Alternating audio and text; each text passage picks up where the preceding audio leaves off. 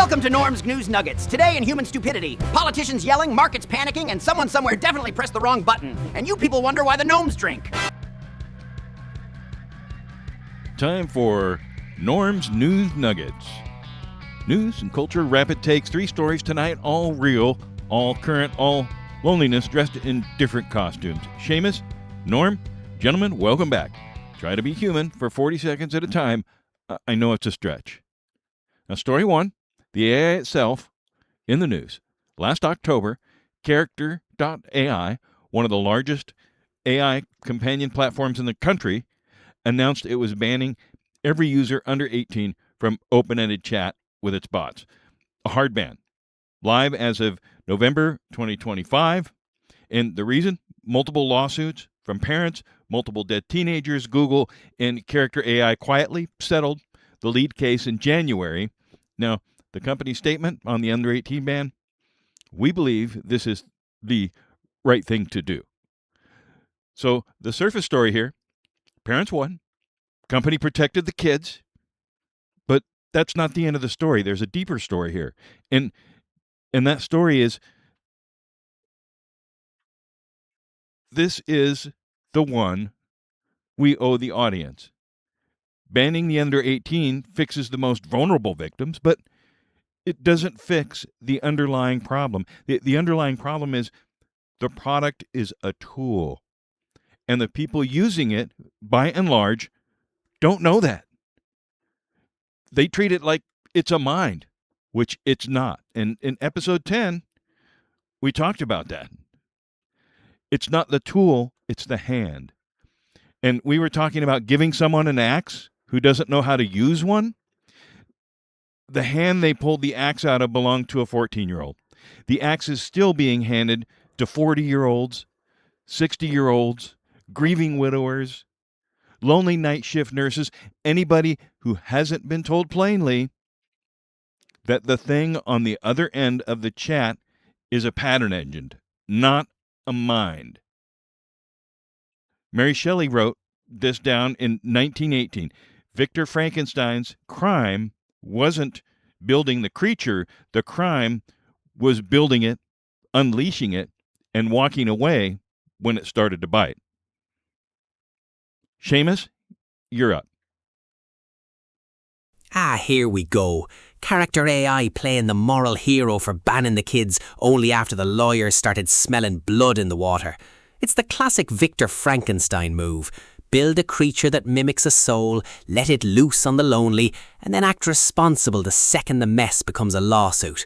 They've tucked the wee ones away, but they're still selling the same shiny lie to every isolated adult who doesn't realise they're talking to a mirror made of math instead of a mind.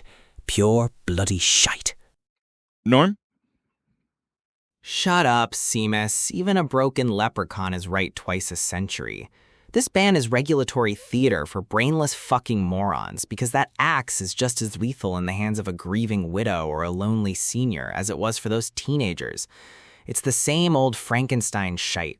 Ship the monster, wait for the bodies, then put a keep out sign on the nursery while the rest of the world gets eaten alive by statistical ghosts. All right, so under the heading of That's Pretty Effin' Rich, in August 2025, Soho House and Company, the global members-only social club, agreed to go private in a $2.7 billion deal led by MCR Hotels, Apollo on debt, Goldman Sachs Alternatives on equity, Ashton Kutcher on the board. Here's the thing. Soho House has lost money for almost 30 years, 200,000 members, 46 clubhouses worldwide, net losses for nearly all of them, $2.7 billion regardless. And because of the pitch, and I'm not making this up, is that gathering itself has become a luxury good. That a curated room of curated people used to be free down at the corner pub and is now a software as a service grade subscription. The analysts agree. The capital is there to prove it. Footnote, as of January, MCR couldn't fund its $200 million closing commitment, and the deal is in jeopardy. So, ironically, even the Rich Club for the rich is having trouble closing on the Rich Club for the rich. Norm, take this one away. Take it as far away as you want. The venture capital parasite class killed every public park and library just to sell the scraps back as a $9,000 a year subscription. And the shit for brains can't turn a profit after 30 goddamn years. It's the ultimate disruption bro special. Taking a pub, making it exclusive for the Narcissism Olympics, and then watching the whole 2.7 billion dumpster fire stall because the money men are as incompetent as the influencers they host. I've seen more stable economies in a literal pile of dragon dung. Seamus, and I know, you have 600 years of Irish pub on this one. You go.